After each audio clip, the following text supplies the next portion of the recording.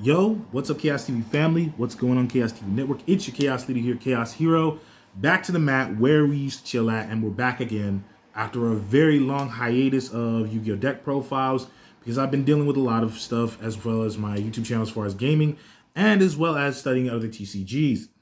Long story short, I'm going to be doing a lot of old backlog deck profiles, some you've already seen from other YouTubers, but I'm going to do something different. Try to do something a little bit different. I'm going to do the pure casual variants for the casuals and the brokies out there. Don't worry, your boy got you. And if you just want to actually step into the realm of compatibility and see if you can, try your hand at YCS, by all means, bruh. I got competitive builds for you. So we're going to start this entire series off, with one of my favorite archetypes. And y'all know I love machines. Cyber Dragons is one of my favorite archetypes. But I'm going to hit y'all up with Drytrons. Now, this is a pure variant of my own creation. It's for filthy casuals. If you want to try this out and you just want to play Yu-Gi-Oh! Casually with friends, it's the perfect ritual-based machine light deck you can actually do. If you want to try to start doing competitive, I will be doing a deck profile for the Drytron Herald of Arc Light power control build, which is really fun and really amazing. It's really versatile, and it shows the versatility of the archetype of Drytron. There are some cards I still need to get, like the most recent main deck Drytron Monster. I need to get that. I've been kind of just basically slacking off and trying to get that card, but I need to actually, mess around and actually get 3 copies of it. But let's get into the deck profile and the meat and potatoes of this wonderful archetype, which I truly do like.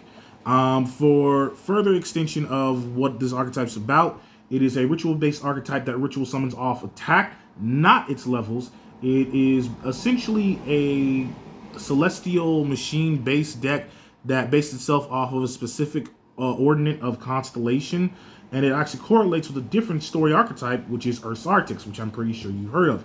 If you haven't, I will gladly do a deck profile with the assistance of my co-host, Yafuna Gaming, even though he does feel some kind of way about the Earth's Arctics, as far as they need to be a little bit better and need to be a little bit more aggressive and more versatile. But I will be sitting down to talk to him about that. But let's get into the deck profile, like I said. So as far as the main deck monsters, we're going to start off with the main deck effect monsters, which we're going to start off with the 3 of. So as far as those concern we are basically playing 3 copies of Thubin, Alpha Thubin, that is. Hopefully y'all can see it. Hold up, my bad. We're playing 3 copies of Alpha Thubin. Basically, essentially what Alpha Thubin allows you to do is one of your combo extenders into this deck. It allows you to search out a ritual monster. That is your ritual monster searcher. It can somehow overstep Ash Blossom, which is also a good idea. We also play 3 of Aldabaya, which is your ritual summon searcher. I play 3 copies of him. These are your main combo starters right here. Now, as far as combo extenders, if you want to, we play Altes. Altes is essentially your, it's I wouldn't say a pot of greed, but it's just an extra draw. As long as you are able to reveal a ritual monster or a ritual spell in hand, you are allowed to draw a card, which is also, like I said, a decent combo extender. You can run them at 3, or you can just slide her down to 2. That is up to you, but I actually play her at 3 because she actually is a decent combo extender, and she's also level 1. For the last of the 3 ofs, we are playing Drytron Gamma L-Tannin. L-Tannin is your combo extender for the graveyard, especially if you are successful in getting at least Thubin and Aldahab.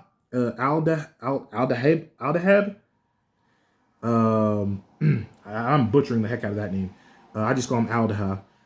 But yeah, if you get Aldaha and Thubin in hand, it is perfect. It's a perfect segue into Etanin, because you're going to do a decent amount of link summoning in this deck. When you see the extra deck, it'll be all self-explanatory and explained. you will be doing some XZ summoning, which also this will come in handy. For the 2-ofs, like I said, this is a pure casual variant. Since people do run since people do run DD Crow, and DD Crow is back at 3, as well as D Shifter, Restman is, in my opinion, best played at 2 or 1. You don't need to clunk up your deck with Restman. Outside of that, he's just an extra body that you can use to XZ summon or ritual summon with. But other than that, nothing else. Yeah, that's it for the main deck Drytron monsters and the ones you want to probably play in your pure variant. For the ritual monsters we run, well, the ritual monsters that we run, we normally, most people would suggest that I run 3, but I like to run 2 because I don't want to run into them often, and I only got 2 of them. Quadrant, Drytron Meteotis Quadrant is essentially a duster on legs, and then on top of that, it is unaffected by the effects of spells. I believe spells and trap cards, I believe.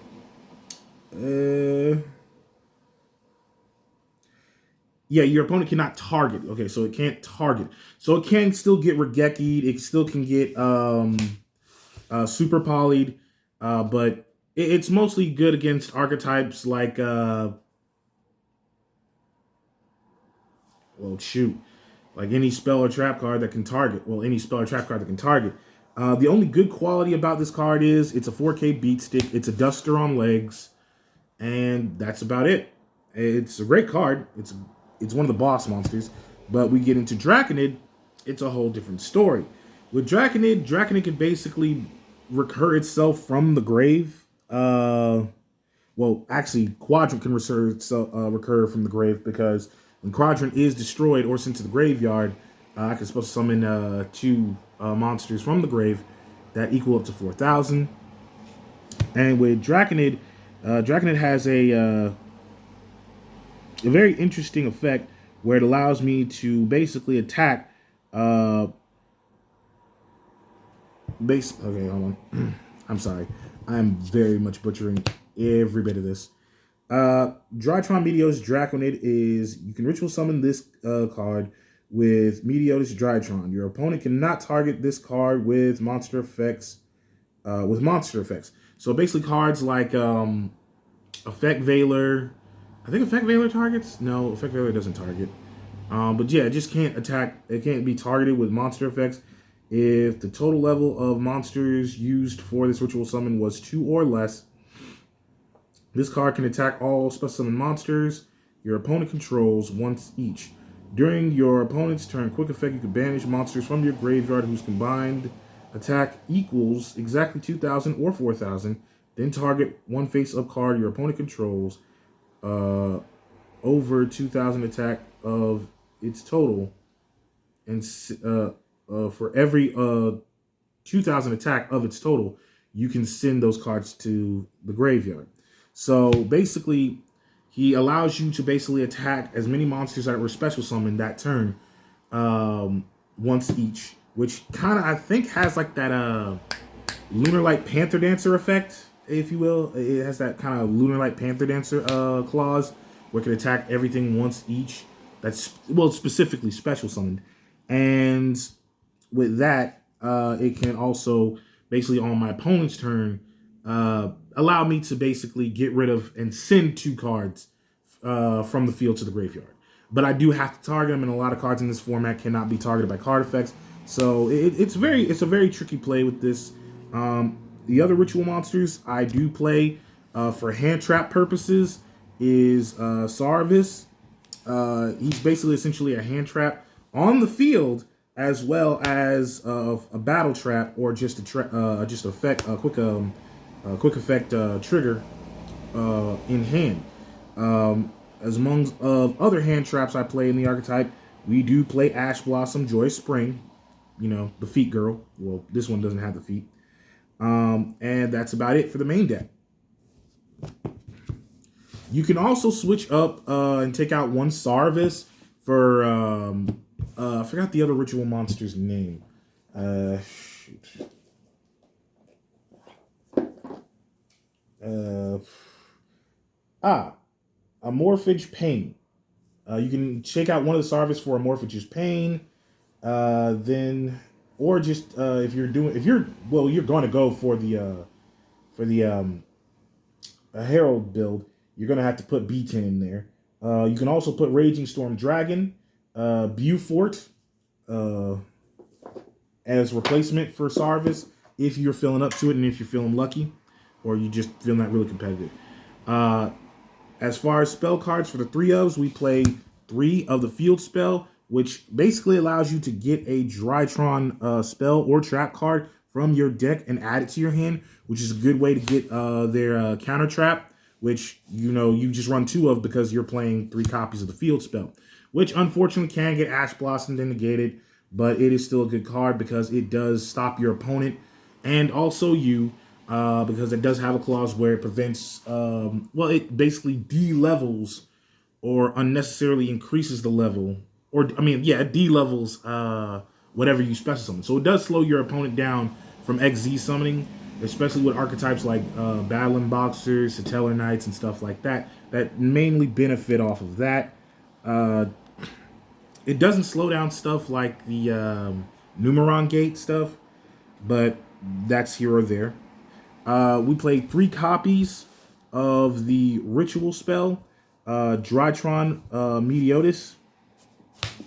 For obvious reasons, it's a great ritual spell. It can recur itself out of the graveyard by targeting a Drytron monster and debuffing its attack to, literally, and I quote, to buy a grand, which gets this back in your hand, which keeps combo extendings. You can run this at 3, or you can knock it down to 2. But that's entirely up to you, but I feel safe in running it at 3. There are times where I will brick and draw all 3 of these and have no monsters in hand or no ritual monsters, which is kind of unfortunate. For your other combo extenders, in case you do brick, Drytron Nova, it essentially allows you to special summon a Drytron monster from your deck, but it does get its effects negated, which means you can't, if you try to get Thubin, you can't activate Thubin's effect. You cannot activate Aldahaz's effect. But I will say it does give you a perfect setup if you just draw all your spells in one Eltanin, I believe.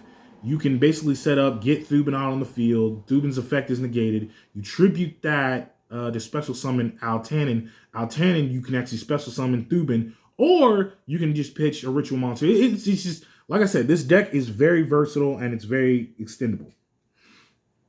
Then for the 2-ofs of Drytron spell cards, we are playing 2 of Eclipse. Reason why I don't play 3, it's not very good, and you don't want to draw into it because it's utterly useless. And you trust me, playing, when I first started this deck, when I played it pure, I played 3-ofs of basically the entire core, and I regretted it very much because, yeah, I drew into this way too many times when I didn't need to, and it was just Brick City, like straight up Brick City. But 2 or 1 is the best option you can go to for this spell card. Then for the 1-ofs of the Drytron spells, we have Drytron Astramus. Drytron Astramus is a hell maybe and a what if because of the simple fact of its effect being very, very extremely and very heavily situational. And it's something that you don't want to run into, but it's something that if you do run into, it's good to know that it's there. But even in a casual format, I highly doubt you will. But its effect goes as such: during your main phase, target 1 Drytron monster or 1 ritual monster you control, and 1 face-up monster your opponent controls. Your monster loses exactly 1,000 attack until the end of your opponent's turn. And if it does, destroy that opponent's monster. You can only activate 1 Drytron Astramus once per turn. So that's one of the biggest reasons why it's a hard once per turn. Then on top of that, not a lot of cards can be targeted, let alone destroyed by card effects. So it does kind of like shrink down the usage and versatility of this card. But this is just for the filthy casuals. Like I said, I will be taking that out. I will be definitely taking this card out immediately when I do the Herald of Arc Light Control variant, which I will be doing on this YouTube channel soon, right after this video. But yeah, that's about it for the main deck Drytron spell cards.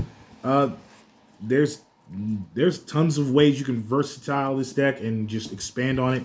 So yeah, for the generic spells we do play 3 copies of Cyber Emergency. Much like Cyber Dragons, yes, Drytrons are machine-like monsters, so you will be able to capitalize and combo extend off this card.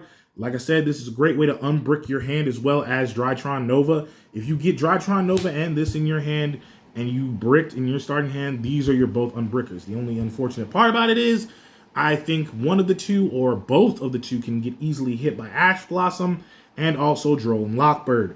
So be careful of that, or be wary of that.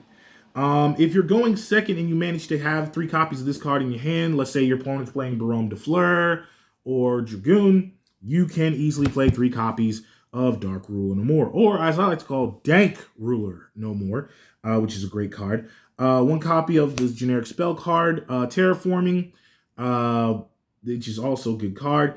And since we're only running 2 traps, 2 copies of Drytron Meteor Shower, which is a counter trap which can easily be searched by the field spell. Hence the reason why I only run that at 2.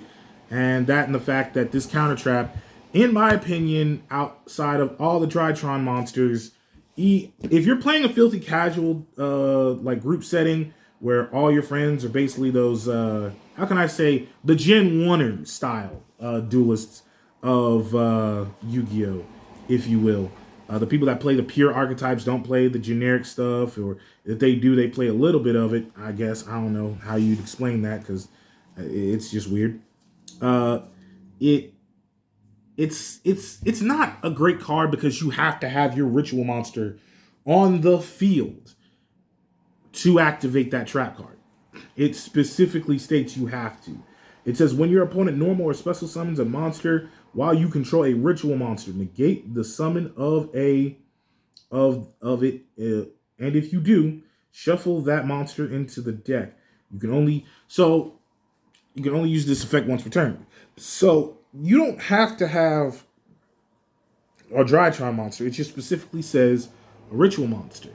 And it's good, it's versatile, but it's very specific. And the only good thing about it is you can stop graveyard plays for cards that when they hit the grave, they activate effects. But at the same point in time, there's so many archetypes now in this format that even in a pure archetype casual setting, there are so many archetypes that base themselves of if this card leaves the field. So, like I said, it's not a good card, but it's not a great one. So, as far as the extra deck is concerned, we are rocking 1 copy of this little guy, Link Karibo. We are also using Dyna Mondo, which also goes with ritual archetypes of any kind. It's basically a free removal. Well, not a free removal, but it's just a basic removal card, which you can use. And he's very easy and versatile to get to take care of problematic cards. As far as other Link monsters, we do play Nightmare Phoenix. Xyz, we play 3 copies of that Beta Fenrir because we got to keep that beta on there. That beta. We rocked it. No, sorry. For other generic stuff that we keep in this extra deck, because there's not much of a Drytron extra deck to go for, Ensemble Robin, Lyricus Ensemble Robin, and for your big heavy hitters in the Xyz deck, and also I also did forget the Link monster, Underworld Goddess of the Closed Underworld. Sorry about that. I almost forgot about her. That's my baby. I remember I got her first chance I got. Whew, she was beautiful. She worked so well in this deck too. Then you play I do play 1 copy of Zeus, 1 copy of number F0 Utopic Draco Future, and a Utopia Future, which all go and combinate into this package, which guarantees you these are like basically pushing for game win more cards. This extra deck's going to be more versatile when I show y'all the the Herald of Arc Light build, which has more versatility than this. This is just a generic standstill of what the archetype can do for you filthy casuals out there. If you can't afford Underworld Goddess, and if you're a filthy casual and you can't afford Underworld Goddess, don't worry about it, because she's also going to go into the deck as far as my Herald of Arc Light build, which I'm pretty sure she dropped down in price. I'm pretty sure she dropped down in price. I'm pretty sure she did. And I hope you like this pure variant of the deck profile for Drytrons. I will be doing uploads for other deck profiles like Sword Souls, which I do plan on finishing, as well as Watt monsters, as Watts, and also Virtual Worlds, which I cannot wait to get into, and the pure variant of Flunderies, which is, I actually like the deck because it's fun and it's very interesting.